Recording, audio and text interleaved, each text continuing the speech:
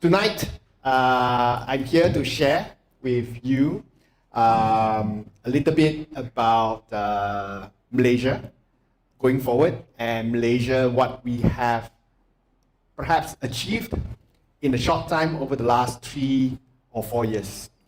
The main context I will focus on, I'll leave the other context to my other speakers, but I'll focus a bit more on the economy. And I'm actually very optimistic about the economy. That doesn't apply uniformly across the board for everyone. You meet many people today, not just in Johor, you meet in KL, in Selangor, elsewhere. People are somehow a little bit despondent. People are somehow a little bit pessimistic. People are somehow a little bit cynical. There are more seats in front, come. Don't be shy. Lie. No shy. Very good. Come. There are more seats up here. Lie. Come. There, sister.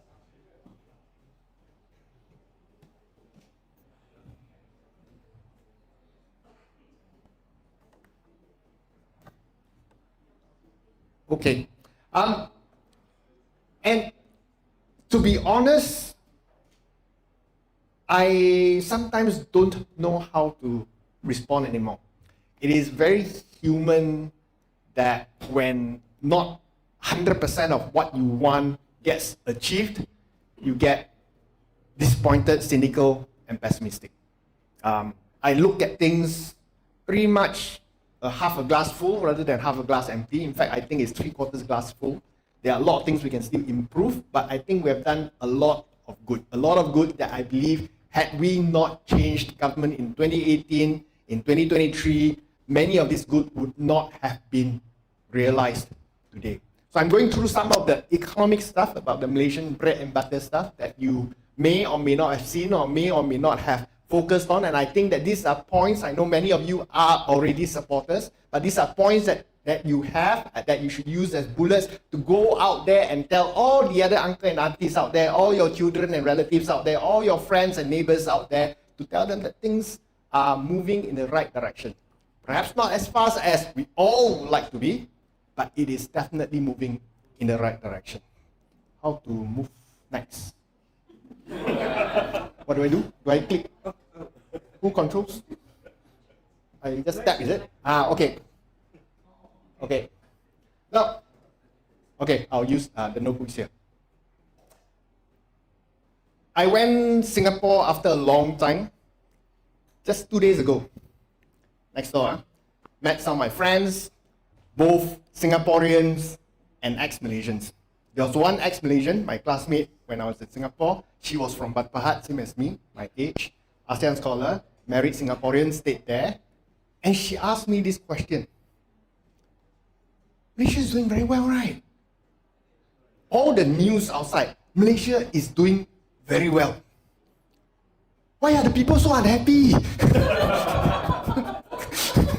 Why do they want to change government? Because they are unhappy. Everything they read outside is a lot of positives that we are doing. But somehow, people within Malaysia, they are a bit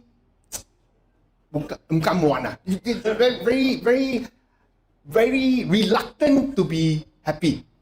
If you are looking at economic performance, this is overall GDP figures, economic growth figures. Okay, of course, 2020 COVID, that was negative, and post 2020 there's a boom up. This is a typical reaction to a contraction before, and of course we borrowed a lot of money to boost the economy during this period. So our debts go up a lot. So this is a typical example of post-recession, post-debt-filled boom. So if you government borrow a lot of money, spend a lot of money, there will be a short-term boom in the economy. Okay, so this is the debt-filled growth. After that, you normalize. And then for the last 3 years, our growth has been 5.1, 5.2, and the first quarter this year, 5.4%. Now, growth numbers above 5%, to be honest, I have not heard in a long time. No, most of the time, even during the good years that people so-called, oh, I still look forward to Najib coming back. Those years were 4 point something. Those years were 4 point something. And those Najib years, 4 point something, he basically cooked the economy with a lot of hidden debt. I spoke a lot in my many years ago. He cooked a lot of off-balance sheet debt. He did a lot of projects, whether it's 1MDB or even MRTs, and a lot of projects like that with budgets that are not in the official budget. So he borrowed money off balance sheet to boost the economy. And what you get is 4 point something percent. What we have today, 5.1, 5.2, 5.3, you can see we are achieving it by at the same time reducing our budget deficits. So we are not boosting growth by printing money. We are actually boosting growth with sufficient demand and investment in the economy. That is the overarching basic principle that's happening today. That's inflation. So if you are usually pumping money in the economy, one of the key, consequence of that, the basic economics, you pump a lot of money in, prices go up. Okay? And Malaysia, again, is a perfect example of stable prices over the past 3 years. Green color is latest, 2026 first quarter. Red color is 2024, blue color is 2025. So 2024, 2025, and 2026. Okay? We are 1.8, 1.4, 1.7%, well below the 2% target. Now, everyone complains about rising prices. Nobody I speak to don't complain about rising prices. We all complain. We all want prices to go down. But I tell you, if any economy, all prices go down, the economy is shit really. Die really. Okay? Because, like it or not, mild inflation, that means plus minus around 2%, is actually a good stimulus to keep the economy running. You cannot help it. You need that 2%. And that's why in the States, you have the Federal Reserve, where they set a benchmark. They always target a 2% inflation rate. Too high, they try to press it down. Too low, they lower interest rate to boost it up back to 2%. You need that 2% to keep the economy chugging along, to make sure you have growth, and to make sure that you have more job opportunities for our next generation, our newer group. So we are in that perfect range, 1.5 to 2% range for Malaysia. Whereas if you look at the other countries, in these few years, the global tariff war in the States, then after that, US going to attack Iran stupid Trump, and they are causing all sorts of problems all around the world. I don't have every country represented here. You have UK, sort of Europe. Europe's inflation is actually even higher. Some, France, Germany going up to 4-5%. Australia is heading to 4.6% this quarter. Philippines is high. Only Thailand in the region is lower than us.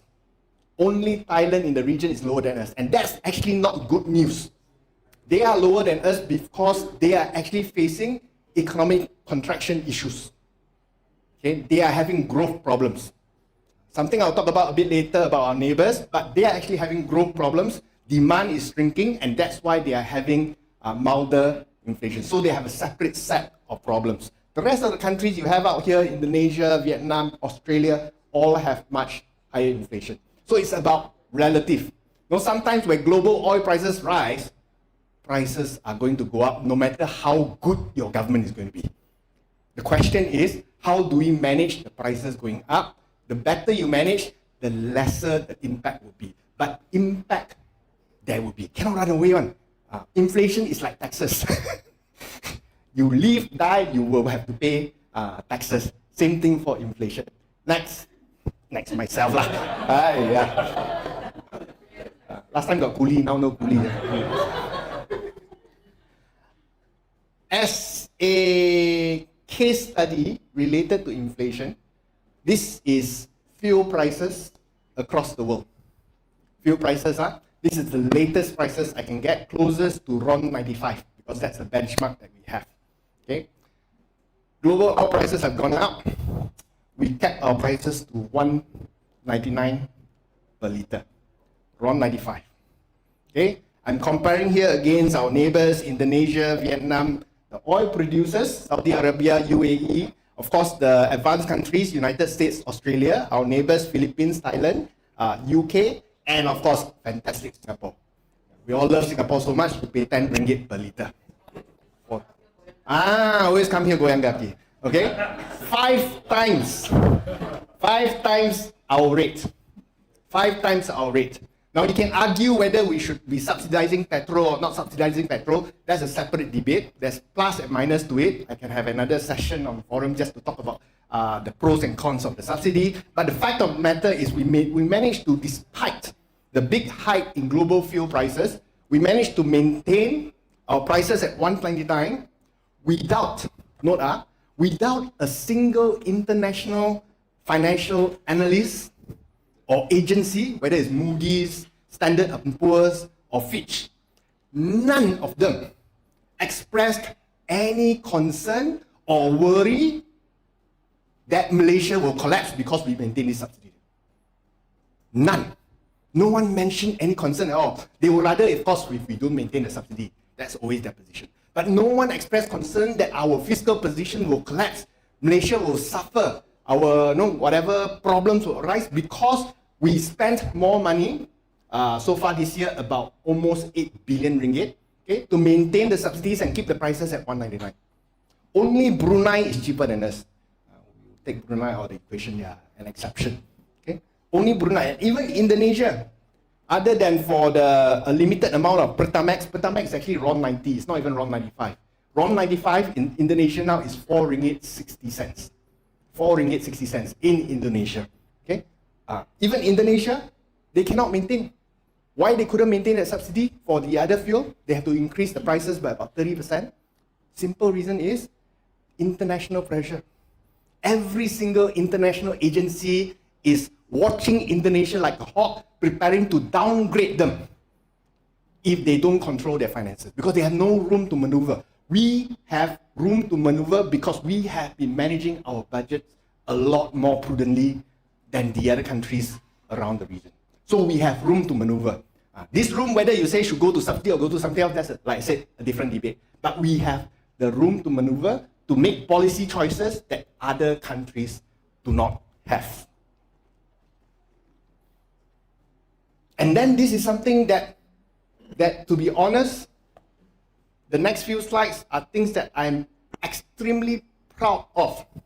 Being a Malaysian is something you're proud of when you achieve something. And these are things that, despite the fact that I have sort of retired from frontline politics, I'm very proud of these achievements. Okay? This is number one, a tourism powerhouse. In Southeast Asia, for decades, which is the number one tourist country in Southeast Asia? Thailand. By far. Every single year is Thailand. Okay? And then you hear Bali, Indonesia. But Thailand is number one. Okay? But for the first time ever, 2025, now the green line is Malaysia. The red line is Thailand. Of course, during COVID, everything came down and then it recovered. And if you look at Malaysia's line, we are jumping year by year, not by 5%, 10%, but leaps and multiples. Here, 20%. Here, another 40%. Up from 25 million in 2024 to 38 million in 2025. Massive jump. And it is still going up, because this is just the first quarter numbers, 10 million in the first quarter alone. This is the Visit Malaysia year, 10 million, and we are well ahead of Thailand. Now, this is an achievement that I did not expect to happen. Some things you just give. Some people are just better. Just Singaporeans will be richer than us. I give it up. Singaporeans will just be richer than us. I'm not going to say that we will try to be as rich as Singaporeans. There's some things you just given. But in this case, this was a surprise. We actually overtook Thailand. And we overtook Thailand not just in GoPro tourists, we also overtook Thailand in terms of China tourist arrivals. No, I don't know whether 5 years ago, 10 years ago, you have been to Thailand. I did. I went to Phuket, I think 10, 12 years ago with my family. You go to one of those small beaches. They are nice beaches, pretty beaches, but very small one. A mini cove, and then there's a nice beach. But the problem is going to those beaches is you don't see the beach. You see deck chairs. They line up deck chairs all across the entire beach, so you don't see a plain white beach. You will see a plain white beach if you take a picture, put it to AI, erase all the deck chairs. You see the deck chairs there? They're all, half-seated. Why half-seated? Because the other half are in the water. In the water is arm's length. Me and you, arm's length. All arm's length. You cannot swim, man.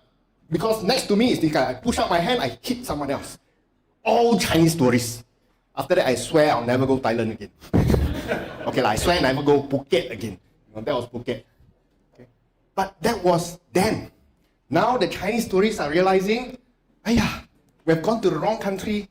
Welcome our calon for Johor Jaya, dari Kunjing. What was I going to say? Chinese tourists. I've always wondered, Malaysia got such a huge, significant Chinese population who can speak Chinese. Chinese tourists don't come to Malaysia. They go to Thailand where the Chinese don't even know they are Chinese anymore. They go Thailand. They can't speak the language. They can't communicate. And yet they go Thailand. They should be coming to Malaysia. That was in the past. That's why I always thinking, why they never come to Malaysia? But now they are coming. Now they are coming. Malaysia beat Thailand for the first time in Chinese tourist arrivals last year. And this year, we are still on track. Now this brings me slightly to a few slides ahead where people asked me in the past when I was in MOF 2018, 2019, and 1 month in 2020, so 22 months there. One of the things that we were working on was on tourism. Why were we working on tourism? Because everyone was complaining about our currency, ringgit, being very weak. But in economics, one of the fastest way to boost up your currency is tourist arrivals. Because it's immediate currency exchange. It's not even long-term, it's immediate currency exchange. It's one of the reasons why in the past, Thailand, even when the rest of the economy is not doing well, the currency stays strong because of tourism. Okay? So we wanted to boost the tourism sector, which is happening today and is contributing significantly. Not the only reason, but it contributes to the fact that we have much better currency pricing today. Okay? Next, one of the consequences of higher tourism numbers, higher business numbers is KLIA. Last time we used to laugh about KLIA. Mahathir built this big airport and then nobody comes on. Now you go KLIA. I don't know how many of you have been to KLIA recently. Okay? If you go KLIA, every corner, every space they find. Last time very vast and sparse. Japanese airport, very vast and sparse. Now every corner that you find got pop-up store, got shops, got people selling things. All corners trying to sell you right from after you pass the immigration gate. Straight away all the stores come out already. Why? Nobody will rent those stores if there's no business. They are renting those stores because passenger traffic is very high. KLIA is now very crowded. Okay? In fact, we are looking to how to expand the KLIA terminal at this point. I explain the chart. If you look at Malaysia, Malaysia is green color again. Green doesn't stand for pass. Green color again, COVID goes down, and then it goes up right here. Okay, right here, it overlaps with the airport that is previously the next highest after Singapore. Again, one of those things like Singapore Changi Airport is going to have more traffic. You just give Singapore will be number one. Okay, let's not talk about Changi. Okay, we talk about two other countries, Thailand and Indonesia, in terms of passenger volume. Why Indonesia? Because Indonesia is made of islands. Air traffic is part of their domestic transportation system. So they have high passenger numbers in Indonesia. Thailand, because it was the next interconnecting center for this region, as well as tourism to Thailand. Now, for the first time ever in 2025, our passenger arrivals in KLIA overtakes Suvarnabhumi in Bangkok. We have 63.3 million passengers, Bangkok 62.9 million. And it is an achievement. When I read it in the news, I was impressed. I'm not easily impressed, but I know people always say you're very cocky, you think you are the smartest. But when I saw that, I was very impressed. Okay, that KLIA now is right there, 63.3. Singapore, 70 million. And the growth rate that we have, if we maintain this trajectory, and you have Singapore here, we might, I dare not dream, we might, in a couple of years' time, hit the same level as Changi. Unbelievable. Unbelievable. Cannot imagine many years ago where we have come. In terms of OAG Global Connectivity Rankings, this is official airlines group. They have these annual rankings on connectivity. That means how you connect to different destinations across the region. We are number 4 in the world. Number 4 in the world after London, Istanbul, Amsterdam. And Singapore, I think, is number 11. Okay. This one, we beat Singapore for a simple reason. We have Air Asia. Air Asia flies to a lot of places that people don't want to fly to. So our connectivity is high. Okay? But that makes us a great transit hub for global travelers. Not just for people wanting to come Malaysia, but for people who want to travel to this region. Okay? It improves our KL's connectivities. Not just the flights, our ports. Now, ports don't become big because we pay money and make them big. Ports become big because there's actually traffic around the port. That means containers moving in and out of the port. Okay? For many, many years, we were stuck at 12. The 12th busiest port in the world. Not bad, because we are an exporting trading nation. Malaysia has always been a trading nation. But we have always been stuck on 12. In fact, in 2023, we dropped to 13. The year of the report is the ranking of the year before. So 2023 is the ranking on 2022. 2022 is the rank. The 2022 ranking is the volume for 2021. So it's always the year before. We dropped to 13 in 2023, went up to 11 2024, and now we are 10th. The 10th busiest port in the world. Now, what will make it a bit more interesting? Who did we replace at number 10? We replaced Hong Kong. We replaced Hong Kong as the 10th busiest port, okay, in the world. And if you again look at the actual top 10 ports and you realize how big the achievement might be, out of the top 10 ports, 6 ports are in China. That tells you how big China is. That tells you that China is really the manufacturing hub for the rest of the world. But we are in the 4 other countries. Singapore number 2.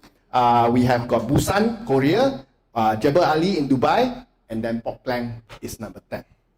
The other chart that you don't have here, if you're looking at by country level, the container volumes by country level, we are actually number 4 in the world. Why number 4? Because 10th at number 15 is Port of Tanjung Pelepas. If you add 10 and 15 together by country, of course China will be number 1, we will end up at 4th highest trading volume in the world. That trading volume is proof that our ports are working, and it's proof that our manufacturing, our economy is actually running. It's all that you cannot run away one. If your economy is not running, your ports are empty. I don't want to, online, so I should not say out loud. I want to comment on some ports in Malaysia, but I better keep quiet. Okay, yeah, so that's the ports. Investments. Investments are coming in and coming in and coming in. Okay, these are numbers that you see. Okay, I don't know how many of you have purchased or even read the book I wrote when early days of my political career. I think came out in 2010 or 2011. The Tiger That Lost Its Roar. Okay, that is my book. It should be in some museum somewhere today.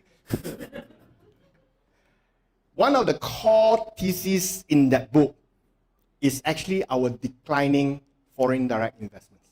Our declining foreign direct investments. In the 1990s or the late 80s, we were the tiger in the region, in Asia, tiger of Asia. So the tiger that lost its roar is because we were a tiger in the 80s and we lost our roar. That's why our as a result of our foreign investments falling. Falling relative to our neighbors and falling in absolute terms. Okay?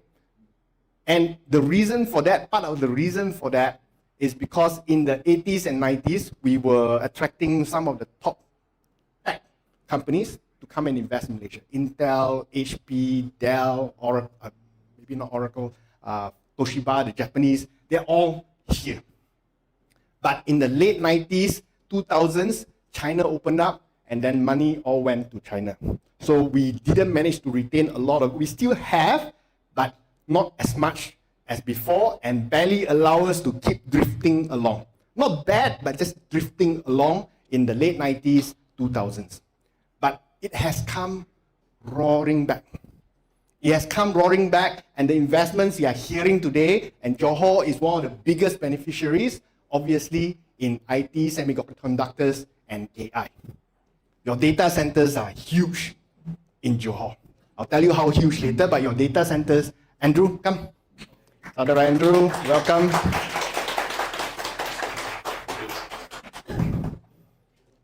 Okay, so the investment numbers are now highest on record by far. Imagine in 2020, when we sort of the 2020 this period when we first took over from the BN government. Okay, this is the first time we won in 2018. These are slight lag numbers. We're looking at an estimate of around 200 million, 200 billion, 200 billion, sorry, 200 billion per annum. And we are now looking in 2025 more than doubling that. More than doubling that. Okay? And it is creating huge amount of economic activity. And all these are not numbers that have come in already, but they are all progressively coming in. They'll accumulate and they'll actually bring growth to Malaysia. It's one of the biggest driving factors why 90s we were growing so fast. Okay? And these are all very important and to me, very early stage investments that will bring even more down the road. Okay? We became big because Intel came in first. But once Intel came in, everyone else wants to follow.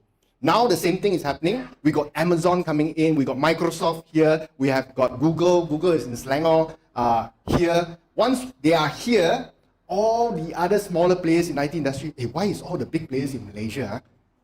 They will all want to follow. They follow the big players. Okay, they all want to come here. And this, to me, is one of the reasons why I'm actually very optimistic about Malaysia's economy going forward. Because these numbers will have some impact today, but they will have greater impact in the years to come. So when people ask me whether I'm optimistic or not about Malaysia's economy, I am very optimistic, at least for the next 5 to 10 years. At least for the next 5 to 10 years. Okay? And as a result of all those investments, tourism, and stuff, you all would have seen this. I just put it in a chart for you so that you can see clearer, that's all. Okay? We are the top performing currency of the region, of Asia. Okay? Relative to we use US dollar as the benchmark, we appreciated last year 10%. Okay? Against USD. The worst was Indonesia, down 3.6%. Singapore up 6.4%. That's why we are still appreciated against the Singapore dollar.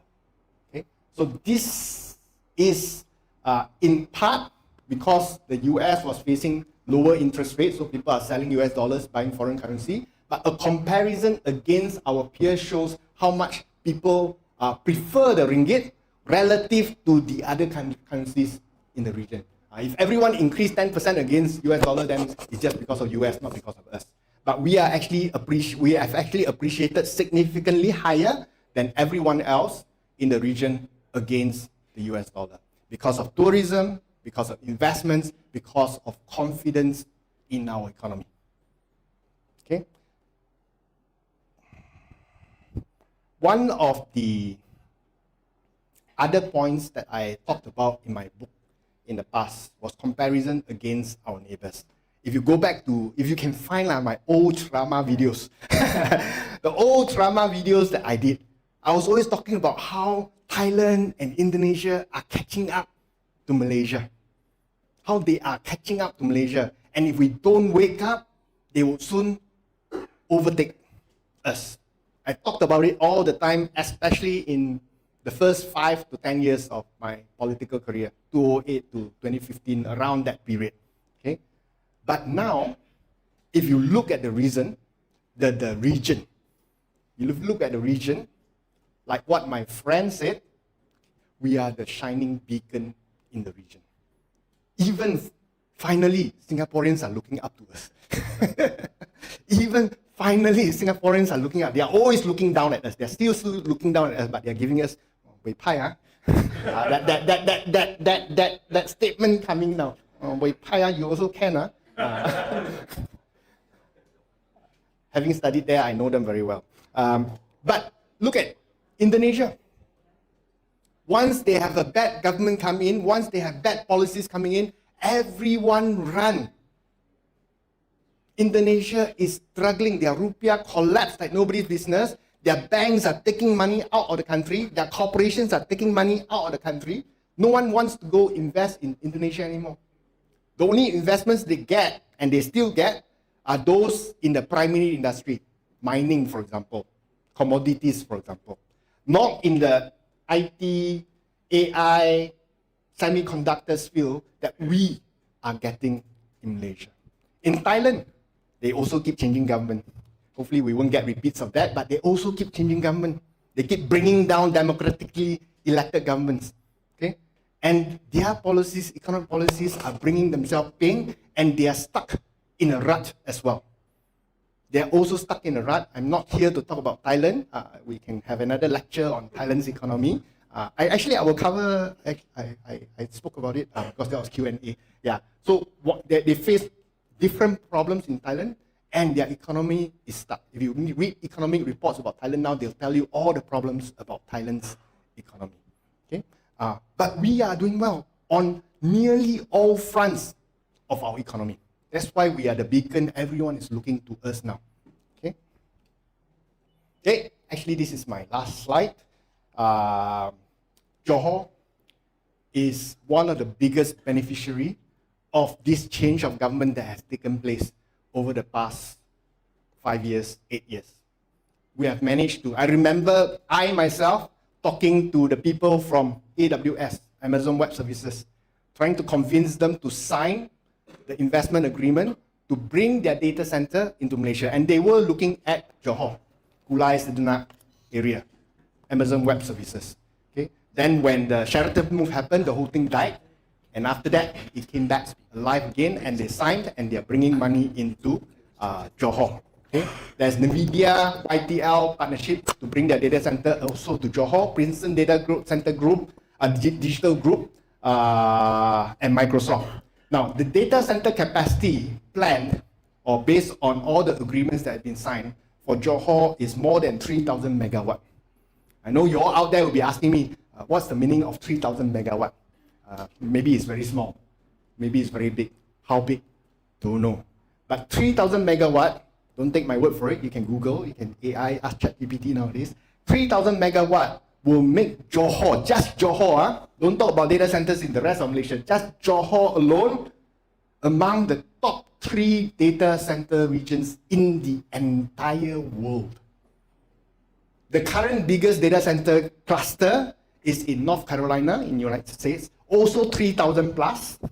The second biggest is in Inner Mongolia, China, where they service your ByteDance, your Tencent, your Alibaba, all the Chinese AI companies, okay, out of Inner Mongolia. And this is coming close or equivalent to these largest data center clusters in the entire world. So it is not small. It's not a token investment by all these companies into Malaysia just because they need to have something in Malaysia. It's actually a regional size data center to service the entire region, or even supplement what they have in the rest of the world. It is huge. And of course, this coming will have its, what do you call it, trickle down effect on all the rest of the economy, from employment to property to construction to F&B. Everything else will move along as this grows. Okay? Can we handle 3,000 megawatt at the moment? At the moment, no. I think Andrew can tell you that we can't. Okay? We have enough electricity. Electricity, not too much of a problem, plus whatever they are building. We don't have enough water yet. But this 3,000 watt is not going to come online tomorrow. It's going to come online over the next 5 years to 8 years. And that is sufficient time for us to plan to make sure that we have enough water to cater to everyone. Okay? So they would not come in if they know that we don't have enough resources. We have enough resources, we don't have enough processed resources. So that's what we need to do, to process sufficient resources to make sure that not only you can drink water, data centers also can drink water. Okay? Johor, Singapore Special Economic Zone. That's another one of my favorite subjects. Because this is a topic that is as brainless as you can get. Brainless meaning don't even need to think lah. Singapore, Johor must collaborate. They have no land, we have land. They have money, we have no money. This is the best partnership we can get. You know, everyone can think of Hong Kong, Shenzhen. No, how Shenzhen grew because of Hong Kong. Hong Kong got no land, Shenzhen plenty of land. No, Hong Kong got money, Shenzhen that time no money. Okay, and they grew. It is as synergistic as you can ever get. And it's not new because I remember when I was in secondary school, when Goh Chok Tong was still the Prime Minister of Singapore. I still remember the growth triangle that he was pushing back then. Growth triangle is where? Singapore, Johor, and Riau Islands, right? The growth triangle never took off. No, never took off. Why it never took off? Because sometimes Singaporeans too cocky, sometimes we all also very rough. Remember Tun Dr. Mahathir? He has this love for Singapore. You know, they fight. Of course, Lee Kuan Yew also don't want to give in. They both fight. The number one fight was over what?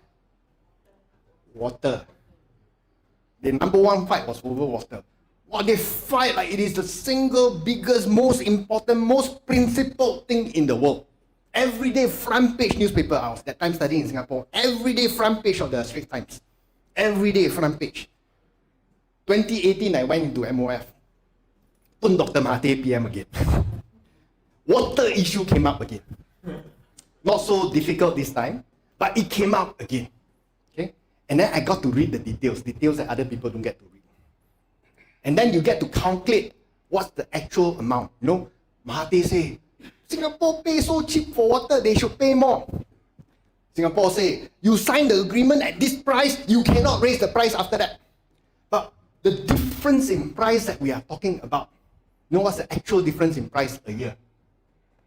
20 or 25 million ringgit. Drop in the water ocean. Drop of water in the ocean for Singapore. Tiki don't want to give in. 20 million ringgit also don't want to give. Really a drop in the ocean. Even Yobin can afford. Don't talk about Singapore.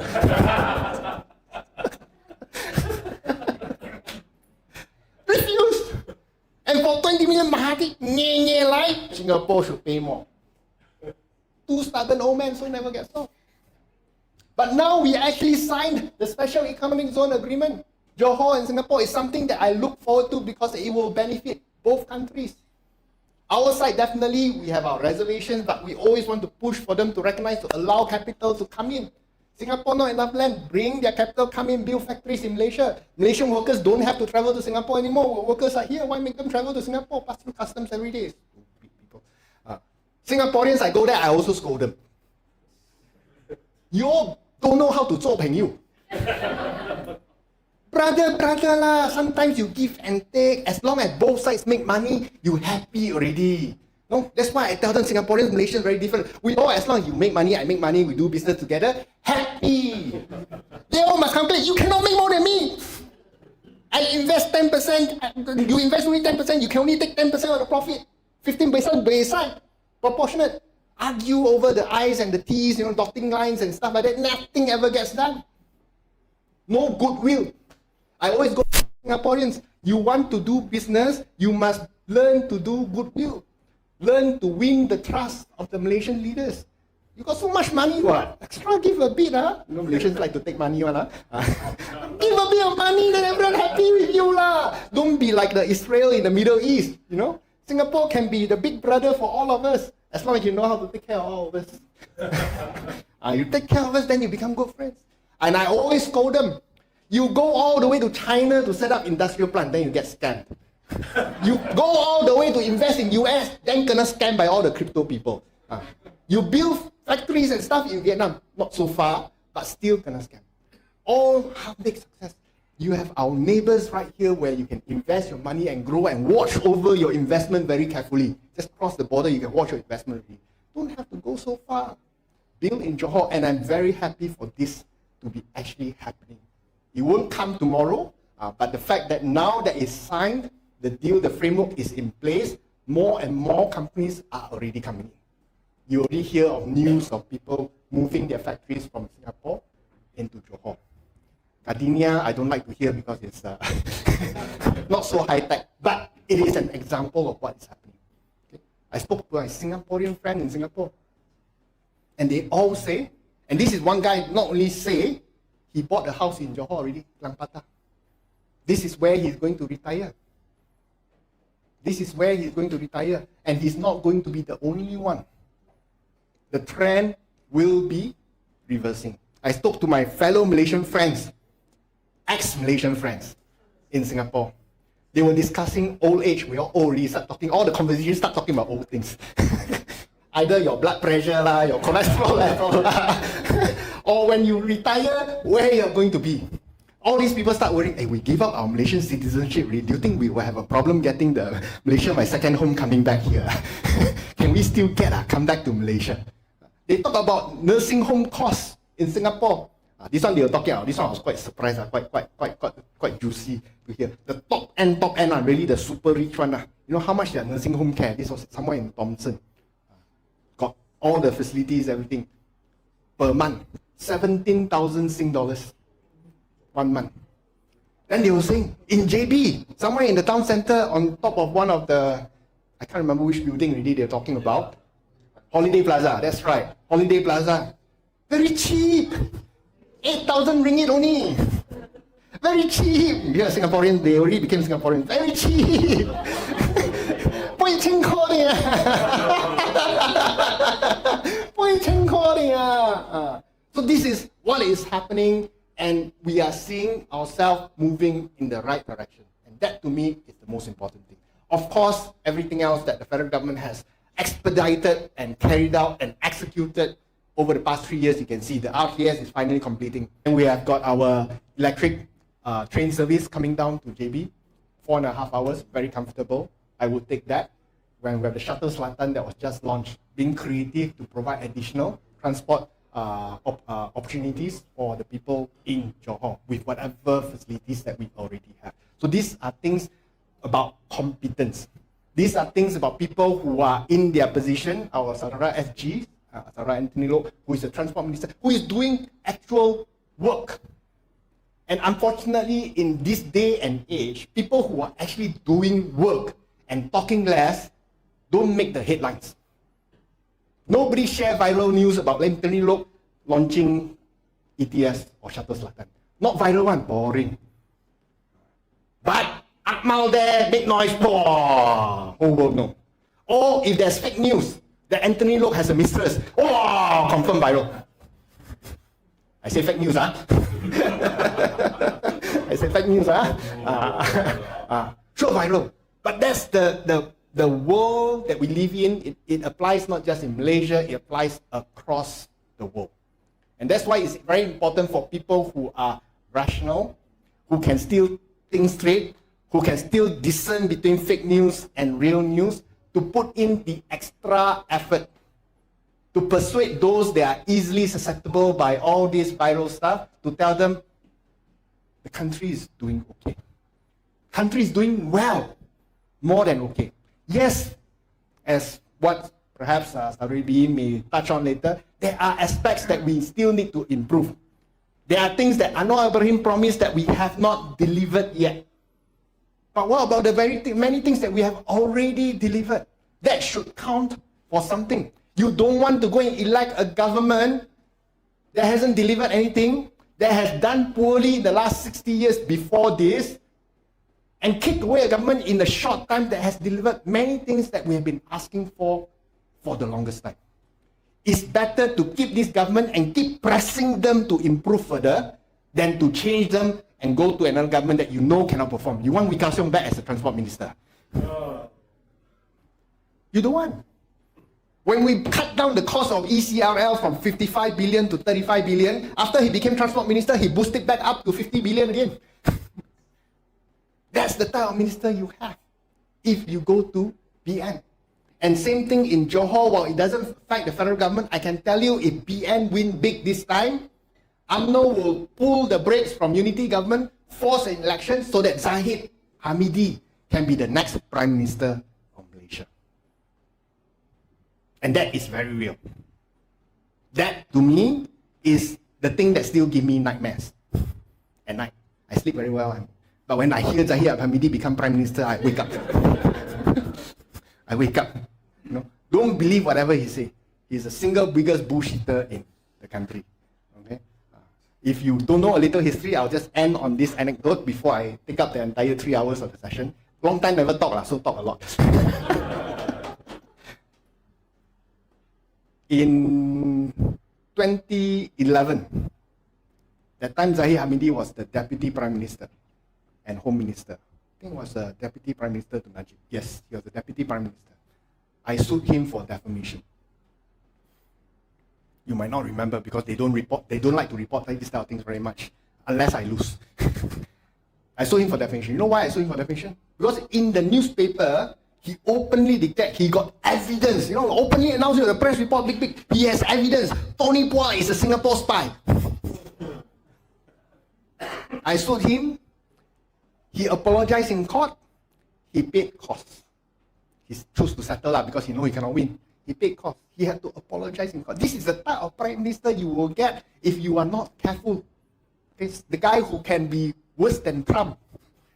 And it's very difficult to be worse than Trump. Zahid Hamidi can be worse than Trump because he simply tembak one. Just like Trump. So we cannot be complacent. We have to work hard. We have to work extra hard these days because the tide sentiment is, like it or not, against us.